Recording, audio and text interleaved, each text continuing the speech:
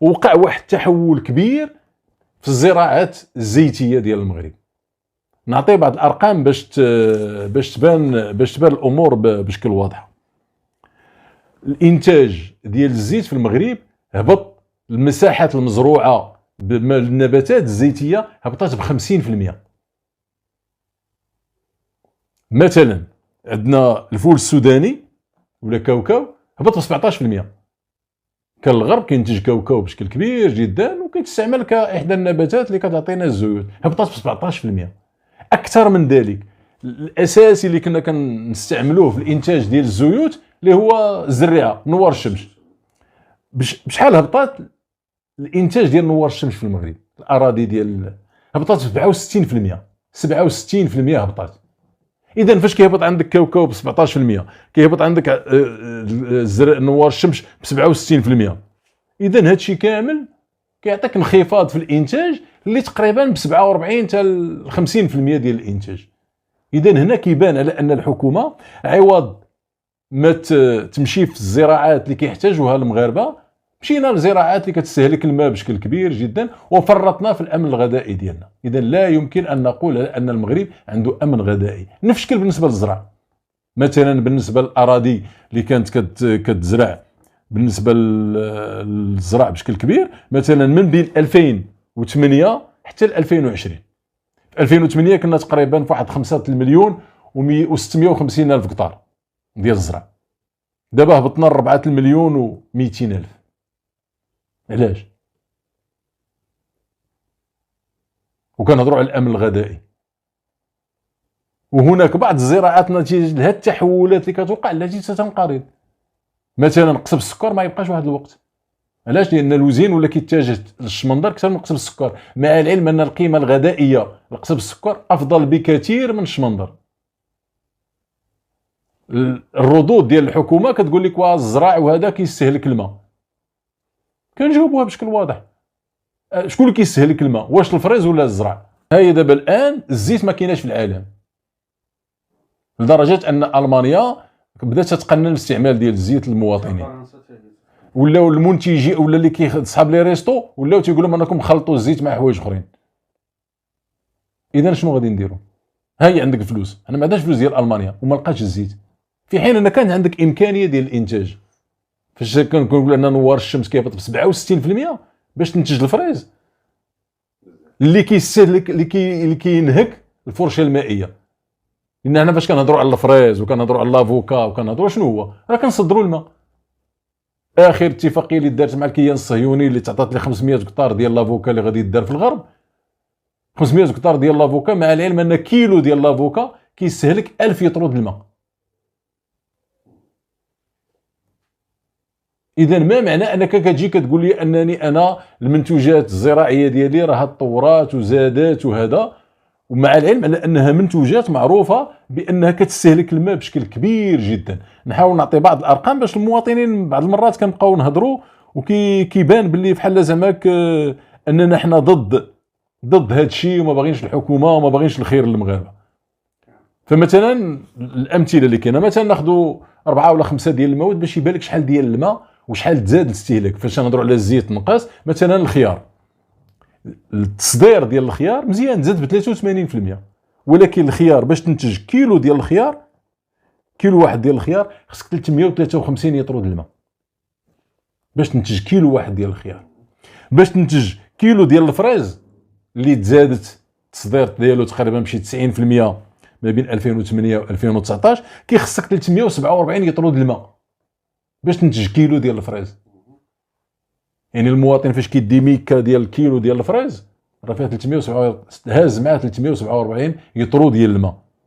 بالنسبه للبطيخ اللي حتى هو تزاد 177% تقريبا التصدير ديالو، كيلو كيخصو 235 لتر د الماء.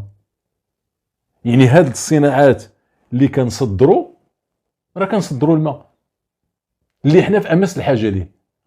لان في السبعينات الستينات والسبعينات كانت تقريبا 2560 متر مكعب لكل مغربي، سواء استعملها ولا، ولكن على الاقل ريزيرف هادشي اللي فيه. دابا حنا في 600 وفي 2030 نهبطوا ل 500.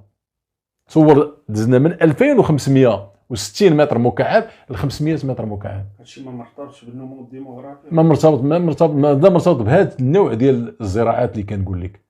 فاش النمو الديموغرافي ما غاديش يكون هذا الفرق بهذا الشكل، لان باش نهضروا على كيلو ديال لافوكا كيستهلك 1000 لتر ديال الماء، فاش كنهضروا على شجره كتعطيك 30 كيلو. الا بغينا نعطيو الاولويات لهذا، الان دابا الزيت غلا من الفريز، اللي تيقول لك على ان الفريز ودات بقيمه مضافه كبيره، وهذا دابا شكون عنده قيمه مضافه اكبر؟ اي مواطن في المغرب ولا خارج المغرب تعطيه الزيت ولا الفريز يمشي ياخذ الزيت. لان فاش نهضروا على المصطلح ديال الامن الطاقي، هذا الامن الطاقي عنده كلفه. الامن الغذائي عنده كلفه، اذا خصني سياسات اللي تخليني انني نضمن لبلادي هي الاولى، وديك الساعه نشوف الامكانيه ديال التصدير. شخصيا اتوقع لان الاسعار غادي تبقى في هذا الارتفاع ديالها على الاقل من هنا ل 2025، سواء وقفت الحرب او ما وقفت. سواء وقفت ولا ما وقفتش. علاش؟ لان هذا الصراع اللي كاين على الاثمنه ديال المحروقات ما غاديش تهبط داغي، خاصه على ان الدول المصدره اللي كتعتمد على البترول بشكل اساسي من بعد الازمه ديال كورونا والانخفاض الكبير اللي كاين. لان في الازمه ديال فاش كنهضروا حنا دائما هذا الشيء ديال الحكومه كون كانت كتدبر، في كورونا كان البترول كيتباع بالنيجاتيف بزيرو درهم، كتخلصها ترونسبور وخذ اللي بغيتي. ميريكان فاش كانت الوفره ديال البترول جدات، بل اكثر من ذلك دوك البلايص في الجبال اللي كان فيهم لي ريزيرف عمراتهم. حنا عندنا لاسامير عندها امكانيه ديال التخزين كبيره وما استخدمناهاش، على الاقل كنا نعمروا لاسامير. هي موضوع نزاع قضائي لاسامير، المساله ديال لي ريزيرف ما عندها حتى علاقه بالنزاع القضائي. ثانيا ان حتى لا كان نزاع قضائي كان خص الحكومه تامم لاسامير، وهذا هو المنتظر منها دابا، لان هذا هو الحل. ولكن الاساسي هو هذا الشيء اللي كنعانيو منه واللي غادي نبقاو، لان الاثمنه ديال المواد الغذائيه راه ما تزادش مع الحرب الاوكرانيه. المؤشر الفاو في التقرير ديالها اللي دارت السنه الماضيه والسنه اللي قبل منه في 2020 ديجا الاثمنه ديال المواد ارتفعت. علاش؟ لان الشركات ديال التامين والشركات ديال النقل هما اللي رفعوا الثمن وبقى مرتفع. فاش جات الحرب الروسيه الاوكرانيه، وماشي هي السبب في الازمه، لان دابا الغلاء ديال الزرع في العالم ما عندوش علاقه بالحرب الاوكرانيه الروسيه، لان اللي كينتجوا في المراتب الاولى يعني امريكان وكندا واستراليا مستغلين الحرب الاوكرانيه الروسيه باش كيزيدوا في الثمن ديال القمح. تجار حر طبعا. وكنقولوا لا راه كاينه الحرب في اوكرانيا وكاين، لا، غا هي اللي كيتوهم اللي كيظن على ان الاثمنه السنه الجايه غادي تنخفض. اقول انا شخصيا، ويمكن الايام غادي تبين ان على الاقل خصنا ننتظروا 2024 2025 عاد يمكن. علاش؟ لان الاثمنه ما تهبطش داغي، المحروقات لان كاين هاد لا غولونس ايكونوميك اللي كاينه دابا اللي كانت تبدا فلاشين وهذا. اذا المطلوب من الدول طالبه المواد ديال المحروقات بشكل كبير، اذا غادي تبقى دائما غادي الاثمنه وكترتفع. اذا حنا اشنو درنا باش يمكننا نحميو البلاد من هذا الشيء؟ البرامج ديال الاوراش وديال داكشي عطينا للشركه التقرير ديال جطو تيقول لك شركه مفلسه وغير قادره على انها تنتج شي حاجه، وهي اللي عطيناها تدبر اوراش 150 مليار ولا ديال الدرهم. التقدير ديالكم يعني راه فاش كتلقى مسؤوله في الحكومه دايره لوغو ب 68 مليون، اذا كي داير هذا التدبير هذا؟